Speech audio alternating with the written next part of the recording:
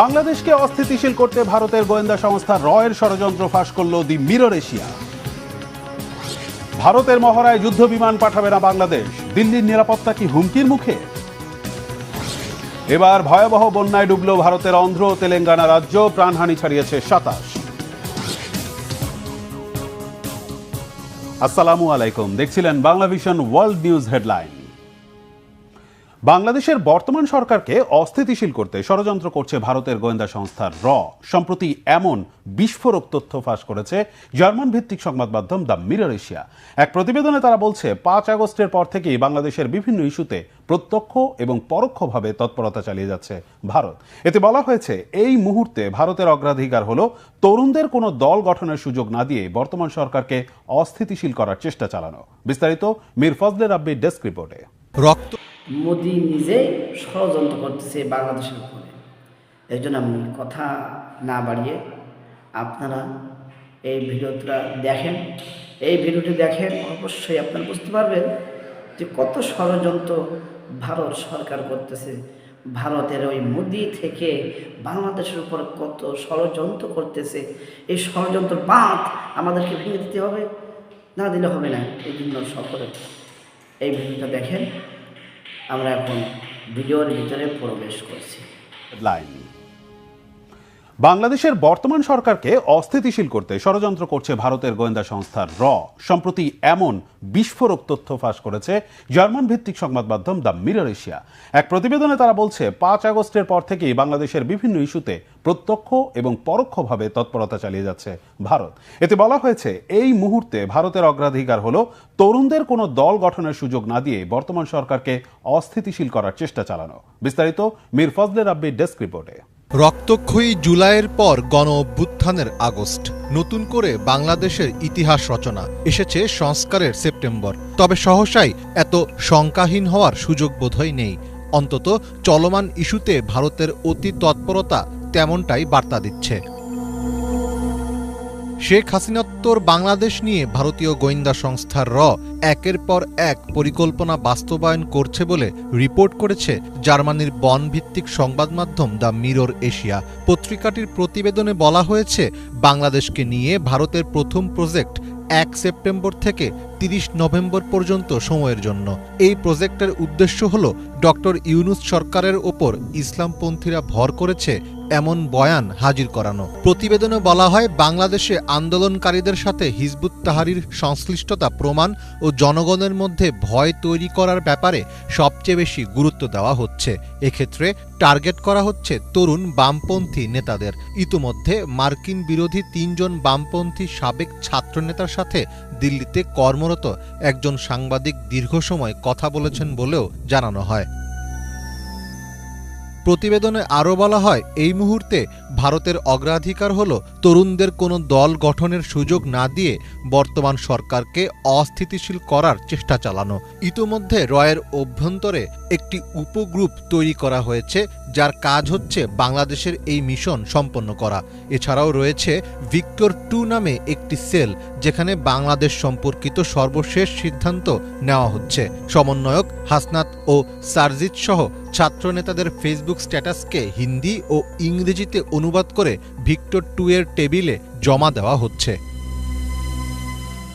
Mirror এশিয়ার প্রতিবেদনে বলা হয়েছে, গত ১৬ জুলাই যখন হাসিনা সরকার শিক্ষার্থীদের দেখামাত্র গুলির নির্দেশ দেন, তখন ধীরে ধীরে পরিস্থিতি সরকারের অনুকূলে চলে যায়। পরে শেখ হাসিনার বিশেষ অনুরোধ ও ভারতের নিরাপত্তা উপদেষ্টার সরাসরি তদারকিতে বাংলাদেশে র এর প্রশিক্ষণপ্রাপ্ত ৪০০ কর্মকর্তা ঢাকায় যান। তাদের ভাষায়, কাশ্মীরি কায়দায় আন্দোলন দমন করে তারা দিল্লি ফেরেন ২৮ জুলাই। কিন্তু পরবর্তী পরিস্থিতি নিয়ে র ওয়াকিবহাল ছিল না। প্রতিবেদনে বলা হয়, র ৫ আগস্টের পর ১০ আগস্ট সংখ্যালঘুদের সমাবেশের আড়ালে একটি প্রতিবিপ্লব করার পরিকল্পনা করে। তার জন্য বিপুল সংখ্যক ভারতীয় সাংবাদিকও সেদিন ঢাকায় উপস্থিত ছিলেন। সেটি ব্যর্থ হলে দ্বিতীয় কুর পরিকল্পনা করা হয় ১৫ আগস্ট, কিন্তু সেটিও ব্যর্থ হয়। রিপোর্টে বলা হয়েছে, হাসিনা বর্তমানে ভারতের অভ্যন্তরীণ গোয়েন্দা সংস্থা ইন্টেলিজেন্স ব্যুরোর সুরক্ষিত একটি ভবনে থাকছেন। সেখানেই বিভিন্ন হাই প্রোফাইল মিটিং করছেন তিনি। বাংলাদেশের সাবেক এই প্রধানমন্ত্রীর মনোবল ফিরিয়ে আনার জন্য তার সাথে নিয়মিত সাক্ষাৎ করছেন তার কন্যা সাইমা অজেদ পুতুল। ভারতেই শেখ হাসিনা দীর্ঘ সময় থাকবেন বলেই ধারণা করা হচ্ছে। মীর ফজলে রাব্বি, বাংলা ভিশন। এদিকে ভারতে চলমান বহুজাতিক বিমান মহড়ায় যোগ দিতে অস্বীকৃতি জানিয়েছে বাংলাদেশ। মহড়ার দ্বিতীয় পর্বে যোগ দেওয়ার কথা থাকলেও শেষ মুহূর্তে বদলে গেছে সিদ্ধান্ত। যুদ্ধ বিমান সরিয়ে নিলেও পর্যবেক্ষক হিসেবে এই অনুশীলনে অংশ নেবে বাংলাদেশ বিমান বাহিনীর কর্মকর্তারা। এমন খবর প্রকাশ করেছে ইন্ডিয়া টুডে সহ ভারতের বেশ কয়েকটি গণমাধ্যম। গণ অভ্যুত্থান পরবর্তী সময়ে দুই দেশের সম্পর্কে চলছে গভীর টানাপোড়েন। এর মধ্যে ভারতীয় মহড়ায় বিমান না পাঠানোর সিদ্ধান্তে পারস্পরিক তিক্ততা আরও বাড়ার শঙ্কা করা হচ্ছে। হাফিজুল ইসলামের ডেস্ক রিপোর্ট। ভারতের আকাশে উড়বে বাংলাদেশের যুদ্ধবিমান। 18টির বেশি দেশের 66টি যুদ্ধ বিমানের সাথে যোগ দেবে আমাদের C-130। সবকিছু ঠিক থাকলেও ভারতের আয়োজনে যোধপুরে শুরু হওয়া বহুজাতিক মহড়ায় বিমান না পাঠানোর সিদ্ধান্ত নিয়েছে বাংলাদেশ। এমন তথ্য প্রকাশ করেছে ইন্ডিয়া টুডে সহ বিভিন্ন ভারতীয় গণমাধ্যম। স্বৈরাচারী শেখ হাসিনার পতনের পর থেকেই টানটান উত্তেজনার মধ্যে আছে দুই দেশের সম্পর্ক। এমন অবস্থায় বিমান প্রত্যাহারের বিষয়টি কি ভারতের বিরুদ্ধে কৌশলী কোনো জবাব? দিল্লির আমন্ত্রণ আগের মতো গুরুত্ব না দেওয়ার কারণ কি হতে পারে? ভারতীয় বিমান বাহিনীর ইতিহাসে এখন পর্যন্ত সবচেয়ে বড় এয়ার এক্সারসাইজ ইভেন্টের নাম তরঙ্গ শক্তি। মিত্র দেশগুলোর মধ্যে সামরিক সহযোগিতা বৃদ্ধির লক্ষ্যে এমন আয়োজন করা হয়েছে বলে জানিয়েছিলেন দেশটির বিমান সেনার উপপ্রধান এয়ার মার্শাল এপি সিং। এই যুদ্ধ মহড়া থেকে বাংলাদেশের বিমান সরানোর সিদ্ধান্ত নিয়ে চলছে নানা রকম জল্পনা কল্পনা। বিশ্লেষকদের ধারণা, আঞ্চলিক নিরাপত্তার দিক থেকে দেখলে বাংলাদেশের এমন পদক্ষেপ ভারতের জন্য হতে পারে দুশ্চিন্তার কারণ। 6 থেকে 14 আগস্ট তামিলনাড়ুতে অনুষ্ঠিত হয়েছে মহড়ার প্রথম পর্ব। 1 সেপ্টেম্বর থেকে 14 সেপ্টেম্বর পর্যন্ত রাজস্থানের যোধপুর বিমান ঘাঁটিতে চলবে দ্বিতীয় পর্ব। এই পর্বেই C-130 বিমান সহ অংশ নেয়ার কথা ছিল বাংলাদেশের, কিন্তু নির্ধারিত কোনো কারণ না জানিয়ে মহড়া থেকে সরিয়ে নেওয়া হয়েছে C-130। প্রকাশিত খবরে জানা গেছে, বিমান না থাকলেও পর্যবেক্ষক হিসাবে অনুশীলনে উপস্থিত থাকবেন বাংলাদেশ বিমান বাহিনীর কর্মকর্তারা। বাংলাদেশের বিমান সরিয়ে নেয়ার ফলে সেই জায়গা নিচ্ছে দক্ষিণ এশিয়ার আরেক রাষ্ট্র শ্রীলঙ্কা। নিজস্ব C-130 বিমান নিয়ে দেশটির মহড়ায় অংশগ্রহণ করার কথা জানা গেছে। অনুশীলনে থাকছে অস্ট্রেলিয়ার F-18, শ্রীলঙ্কার C-130, গ্রিসের F-16 এবং মার্কিন যুক্তরাষ্ট্রের A-10 ও F-16। পাশাপাশি ট্রেনিংয়ে অংশ নিচ্ছে ভারতীয় বিমান বাহিনীর Rafale, Sukhoi, Miraj, Jaguar, MiG-29 সহ প্রথম সারির যুদ্ধ বিমান। দেশীয় প্রযুক্তিতে তৈরি তেজস, প্রচণ্ড ও রুদ্র সহ থাকবে সামরিক পরিবহন বিমানও। হাসিনার ক্ষমতাকালেই তৈরি হয়েছিল চীনের সাথে বাংলাদেশের যৌথ মহড়ার সম্ভাবনা। বার্তা সংস্থা সিনহুয়া গত এপ্রিলে জানিয়েছিল মে মাসের শুরুর দিকে হতে পারে এই মিলিটারি এক্সারসাইজ। হুঁশিয়ারি দিয়ে ভারত তখন বলেছিল দুই দেশের সামরিক মহড়ার দিকে তীক্ষ্ণ নজর রাখবে দেশটি। দিল্লির সাথে চলমান তিক্ততার মাঝেই বাড়তে পারে ঢাকা বেইজিং মিত্রতা। আন্তর্জাতিক বিশ্লেষকদের ধারণা, তরঙ্গ শক্তি থেকে বাংলাদেশের বিমান সরিয়ে নেয়ার সিদ্ধান্ত আরও বিষিয়ে তুলতে পারে দ্বিপাক্ষিক সম্পর্ক। হাফিজুল ইসলাম, বাংলা ভিশন। ভারতের প্রধান বিরোধী দল কংগ্রেসের শীর্ষ নেতা সোনিয়া গান্ধী ও রাহুল গান্ধীকে নিয়ে মানহানিকর মিথ্যা প্রতিবেদন প্রকাশের অভিযোগে বাংলাদেশের গণমাধ্যম সম্পাদকের বিরুদ্ধে মামলা হয়েছে বেঙ্গালুরুতে। ভারতের স্থানীয় এক সাংবাদিককেও এই মামলার আসামি করা হয়েছে। বাংলাদেশের ইংরেজি ট্যাবলয়েড ব্লিডস সম্পাদক সালাউদ্দিন শোয়েব চৌধুরী এবং ভারতের জয়পুর ডায়ালগসের অদিতিকে মামলার আসামি করেছে পুলিশ। বিতর্কিত প্রতিবেদন নিয়ে গত শনিবার থানায় অভিযোগ দেন কর্ণাটক প্রদেশ কংগ্রেসের কমিটির শ্রীনিবাস। এর ধারাবাহিকতায় বেঙ্গালুরু হাইগ্রাউন্ড পুলিশ স্টেশন স্টেশনে মামলা দায়ের করা হয়। শ্রীনিবাস জানান, শোয়েব চৌধুরী সামাজিক মাধ্যম এক্সে পোস্ট দিয়ে সোনিয়া গান্ধীকে পাকিস্তানের গোয়েন্দা সংস্থা আইএসআই এর এজেন্ট বলেছেন। রাহুল গান্ধীর বিরুদ্ধে ধর্ষণের অভিযোগ এনেছেন, এমনকি সন্দেহ প্রকাশ করা হয়েছে সোনিয়ার পিতৃ পরিচয় নিয়ে। ব্লিটসের সংবাদটি সামাজিক মাধ্যমে প্রচারে ভূমিকা রেখেছেন জয়পুর ডায়ালগসের অদিতি। বলা হয়েছে, এটি উস্কানিমূলক এবং গান্ধী পরিবারের সম্মানহানি ও সাম্প্রদায়িক সম্প্রীতি ধ্বংসের পরিকল্পিত অপচেষ্টা। ভারতের অন্ধ্রপ্রদেশ ও তেলেঙ্গানা রাজ্যে ভারী বৃষ্টিতে সৃষ্ট বন্যায় এখন পর্যন্ত 27 জনের মৃত্যু হয়েছে। সৃষ্ট জলাবদ্ধতায় ব্যাহত হচ্ছে যোগাযোগ ব্যবস্থা। ত্রিপুরা ও গুজরাটের পর এই দুই প্রদেশে বন্যা দেখা দিল। গেল শনিবার থেকে টানা বৃষ্টি শুরু হয় রাজ্য দুটিতে। এর মধ্যে তেলেঙ্গানায় 15 এবং অন্ধ্রপ্রদেশে 12 জনের প্রাণহানির তথ্য দিয়েছে স্থানীয় কর্তৃপক্ষ। বিভিন্ন এলাকায় সৃষ্টি হয়েছে জলাবদ্ধতা, রাস্তাঘাট তলিয়ে যাওয়া সহ ব্যাহত হচ্ছে যোগাযোগ ব্যবস্থাও। এ পরিস্থিতিতে শতাধিক ট্রেনের শিডিউল বাতিল করেছে রেল প্রশাসন। তেলেঙ্গানা রাজ্যের আদিলাবাদ, নিজামাবাদ সহ বিভিন্ন স্থানে জারি করা হয়েছে রেড অ্যালার্ট। সোমবার হায়দ্রাবাদে বন্ধ ঘোষণা করা হয়েছে শিক্ষা প্রতিষ্ঠান। ভারতের প্রধানমন্ত্রী নরেন্দ্র মোদী দুই রাজ্যের মুখ্যমন্ত্রীর সাথে ফোন আলাপ করেছেন। বন্যার্তদের জন্য সব ধরনের সহায়তার আশ্বাস দিয়েছেন তিনি। ইউক্রেনের নিয়ন্ত্রণে থাকা দনেস্কের আরও দুটি অঞ্চল দখলে নেওয়ার দাবি করেছে রাশিয়া। দেশটির প্রতিরক্ষা মন্ত্রণালয় জানিয়েছে, ইউক্রেনের সেনাদের পরাজিত করে দেশটির আরও গভীরে প্রবেশ করেছে রুশ বাহিনী। একই সাথে রাশিয়ার কার্স্ক প্রদেশে প্রবেশ করা ইউক্রেনের সেনাবাহিনীর ওপর জোরালো হামলা চালাচ্ছে রুশ বাহিনী। হিজল জুবায়ের ডেস্ক রিপোর্ট। হামলা পাল্টা হামলায় নতুন মোড় নিচ্ছে ইউক্রেন যুদ্ধ। রাজধানী কিয়েভ সহ ইউক্রেন জুড়ে বিভিন্ন অঞ্চলে হামলা জোরদার করেছে রাশিয়া। এরই মাঝে দোনেস্কের তিচ ও ভাইয়েমকা অঞ্চল নিয়ন্ত্রণের দাবি জানিয়েছে রুশ প্রতিরক্ষা মন্ত্রণালয়। রবিবার এক বিবৃতিতে মন্ত্রণালয় জানায়, শেষ 24 ঘন্টায় খার্কিভ, আভদিভকা, দোনেস্ক, জাপুরিঝিয়া ও খেরসানে ইউক্রেনীয় সেনাদের সঙ্গে রুশ বাহিনীর তীব্র লড়াই হয়েছে। অনেক এলাকায় পিছু হটতে বাধ্য হয়েছে শত্রুপক্ষ। সব মিলিয়ে রুশ বাহিনী ইউক্রেনের আরও গভীরে এগিয়ে যাচ্ছে বলে দাবি করা হয়েছে। রবিবার সামাজিক মাধ্যমে এক পোস্টে ইউক্রেনের প্রেসিডেন্ট ভলোদিমির জেলেন্সকি জানান, দ্বিতীয় বৃহত্তম শহর খার্কিভে রুশ ক্ষেপণাস্ত্র হামলায় বেশ কিছু স্থাপনা বড় আকারে ক্ষতিগ্রস্ত হয়েছে। এসব হামলায় অন্তত 41 জন আহত হন। এদিকে কার্স্ক প্রদেশে অনুপ্রবেশকারী ইউক্রেনীয় সেনাদের কঠোরভাবে দমন করা হচ্ছে বলে জানিয়েছে প্রতিরক্ষা মন্ত্রণালয়। শেষ 24 ঘন্টায় ওই অঞ্চলে অন্তত 360 ইউক্রেনীয় সেনা হতাহত হয়েছে বলে দাবি তাদের। একই সময়ে শত্রুপক্ষের অন্তত 23টি সাঁজোয়া যান ধ্বংস করা হয়েছে।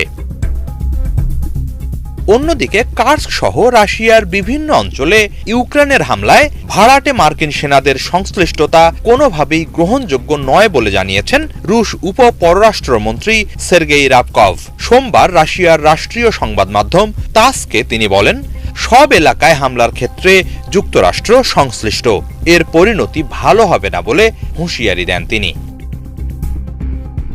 এর আগে গত সপ্তাহে এক সংবাদ সম্মেলনে রুশ পররাষ্ট্র মন্ত্রণালয়ের মুখপাত্র মারিয়া জাখারোভা অভিযোগ তোলেন, কার্স্কে হামলার ক্ষেত্রে সরাসরি বিদেশি ভাড়াটে সেনারা জড়িত। গোয়েন্দা সূত্রের বরাত দিয়ে তিনি জানান, মার্কিন ভাড়াটে সেনারা সামাজিক মাধ্যমে এমন ছবিও পোস্ট করছে যাতে দেখা যায় কার্স্কে শিশুদের একটি খেলার মাঠের পাশে মর্টার স্থাপন করা হচ্ছে। রাশিয়া এসবের বিরুদ্ধে পাল্টা পদক্ষেপ নেবে বলে সতর্কতা জানান জাখারোভা। হিজল জুবায়ের, বাংলা ভিশন। গাজায় অবিলম্বে যুদ্ধবিরতি চুক্তি কার্যকর করে জিম্মিদের জীবিত ফেরানোর দাবিতে বিক্ষোভে উত্তাল ইসরায়েল। একই সাথে দেশটির শ্রমিক সংগঠনগুলোর ডাকে চলছে সর্বাত্মক ধর্মঘট। গাজা থেকে শনিবার 6 জিম্মির লাশ উদ্ধারের জেরে ইসরায়েলে চলমান বিক্ষোভ আরও ব্যাপক আকার নিয়েছে। রাজধানী তেল আবিবে বিক্ষোভ কর্মসূচিতে রবিবার নতুন করে যুক্ত হন হাজার হাজার বিক্ষুব্ধ নারী পুরুষ। তেল আবিব, জেরুজালেম সহ বিভিন্ন শহরে বিক্ষোভে অংশগ্রহণকারীর সংখ্যা কয়েক ঘন্টার ব্যবধানে 5 লাখ ছাড়িয়ে যায়। এতে পুলিশ বাধা দিলে এক পর্যায়ে দুপক্ষের মধ্যে ধস্তাধস্তি হয়। সে সময় বেশ কয়েকজনকে আটক করেছে পুলিশ। হামাসের কবজায় থাকা জিম্মিদের হত্যার ঘটনায় ইসরায়েলের প্রধানমন্ত্রী বেনিয়ামিন নেতানিয়াহুর টালবাহানাকে দোষারোপ করে তার পদত্যাগের দাবিতে স্লোগান দেন বিক্ষুব্ধরা। এদিকে এখনও হামাসের হাতে থাকা 101 জন জিম্মিকে অবিলম্বে ফিরিয়ে আনতে যথাযথ কার্যকর পদক্ষেপের জন্য চাপ সৃষ্টি করতে শ্রমিক ধর্মঘটে প্রায় অচল অবস্থা তৈরি হয় বিমান, নৌ ও সড়ক যোগাযোগ ব্যবস্থায়। চরম ভোগান্তিতে পড়েন যাত্রীরা। রাজপথ অবরোধ করায় স্থবির হয়ে পড়ে অফিস, আদালত, ব্যাংক ও স্কুলের স্বাভাবিক কার্যক্রম। সম্প্রতি দক্ষিণ চীন সাগরে উল্লেখযোগ্য মাত্রায় প্রবাল প্রাচীরের ক্ষয় নজরে এসেছে বিজ্ঞানীদের। শুরু থেকেই এ নিয়ে চীনকে দায়ী করে আসছে ফিলিপাইন। অবশেষে দীর্ঘ গবেষণার পর ওই প্রবাল প্রাচীর ক্ষয়ের প্রকৃত কারণ উদ্ঘাটন করেছেন চীনা বিজ্ঞানীরা। চায়না মিডিয়া গ্রুপ সিএমজির একটি প্রামাণ্যচিত্রে এ ব্যাপারে বিস্তারিত তুলে ধরা হয়েছে। Desk report. দক্ষিণ চীন সাগরের ন্যানশা চিনদাও অঞ্চলে প্রাকৃতিক সৌন্দর্যের অপরূপ এক নিদর্শন শানবিনজাও বা সাবিনা শোল প্রবাল প্রাচীর। ন্যানশা চিনদাও জুড়ে প্রবাল প্রাচীর সংলগ্ন মাছের বিভিন্ন প্রজাতি, ম্যাক্রোস্কোপিক অমেরুদণ্ডী জলজ প্রাণী ও বিভিন্ন প্রজাতির অতিকায় ঝিনুকের 3 ভাগের 1 ভাগেরই আবাসভূমি এই প্রবাল প্রাচীর। সবচেয়ে বড় কথা, ন্যানশা চিনদাও অঞ্চলে প্রাচীর তৈরির ক্ষেত্রে যে ধরনের প্রবাল ভূমিকা রাখে তার 3 ভাগের 2 ভাগেরই বাস এখানে। শান্ত, সুন্দর, নিরিবিলি এক পরিবেশ পুরো শানবিনজাও জুড়ে। মনের আনন্দে সামুদ্রিক পাখিরা উড়ে বেড়ায় এর চারপাশে। তবে 2024 সালে চীনা বিজ্ঞানীরা এখানকার সৈকতগুলোর আশেপাশে প্রচুর পরিমাণে ধ্বংসপ্রাপ্ত ও ক্ষতিগ্রস্ত প্রবালের অবশেষ দেখতে পান। এ নিয়ে দেখা দেয় উদ্বেগ। মানবসৃষ্ট কোনো কারণ, ক্ষতিকর কোনো জলজ প্রাণী বা অণুজীবের আক্রমণ, নাকি প্রাকৃতিকভাবেই ধ্বংসপ্রাপ্ত হচ্ছে এসব প্রবাল? এ নিয়ে গুরুতর প্রশ্ন দেখা দেয়। প্রবালের সবচেয়ে বড় শত্রু কাঁটাওয়ালা স্টারফিশ।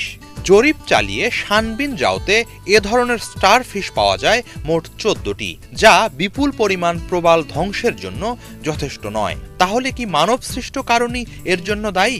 চলতে থাকে গবেষণা। সব দিক খতিয়ে দেখার পর প্রমাণিত হয় মানবসৃষ্ট কোনো কারণ এর জন্য দায়ী নয়। তাহলে কি সেই রহস্য? 2012 থেকে 2024 সাল পর্যন্ত ধারণ করা স্যাটেলাইট ছবি বিশ্লেষণ করে দেখা যায় শানবিনজাওতে প্রবাল প্রাচীরের পরিধি মোটামুটি অপরিবর্তিত। কেবল সৈকত বা চরের মতো জেগে ওঠা এলাকাগুলোর চারপাশে প্রবালের পরিমাণ কিছুটা কম। এভাবেই রহস্য উন্মোচনের কাছাকাছি চলে যান বিজ্ঞানীরা। মূলত যখন কোরালের মৃত্যু হয় বা ঢেউয়ের কারণে ক্ষতিগ্রস্ত হয়, সেগুলো পরিণত হয় ধ্বংসাবশেষে। এতে আশপাশের কিছু জীবিত প্রবালও ক্ষতিগ্রস্ত হয়। শেষমেশ ওই অবশেষ থেকেই তৈরি হয়েছে শানবিনজাও এর সৈকতগুলো। বর্তমানে শানবিনজাও জুড়ে এ ধরনের 6টি ছোটখাটো সৈকত আছে। স্যাটেলাইট ছবিতে দেখা যায় ঢেউয়ের আঘাতে প্রতিনিয়ত এসব সৈকতের আকার আকৃতি পরিবর্তিত হচ্ছে। এদিকে শুরু থেকেই চীন কৃত্রিমভাবে প্রবাল ধ্বংস করছে এমন অভিযোগ তুলে আসছিল ফিলিপাইন। এই গবেষণার মধ্য দিয়ে সেই অভিযোগ মিথ্যা প্রমাণিত হয়েছে। বরং 2024 সালের এপ্রিল থেকে শানবিনজাও সংলগ্ন জলসীমায় ফিলিপাইন কোস্ট গার্ডের জাহাজের উপস্থিতিতে ওই এলাকার প্রবাল প্রাচীর ও প্রাণ প্রকৃতি ঝুঁকিতে পড়েছে। বিজ্ঞানীরা বলছেন, ফিলিপাইন ওই এলাকায় নিয়মিত জাহাজ, স্পিডবোট সহ বিভিন্ন জলযান নিয়ে চলাফেরা করে। এতে যে ঢেউ তৈরি হচ্ছে তাতে প্রবাল প্রাচীর উল্লেখযোগ্য মাত্রায় ক্ষতিগ্রস্ত হতে পারে। এরই মাঝে তার নমুনা পাওয়া গেছে। এ ধরনের পরিবেশ বিরোধী অবস্থান থেকে ফিলিপাইনকে অবিলম্বে সরে যাওয়ার আহ্বান জানানো হয়েছে।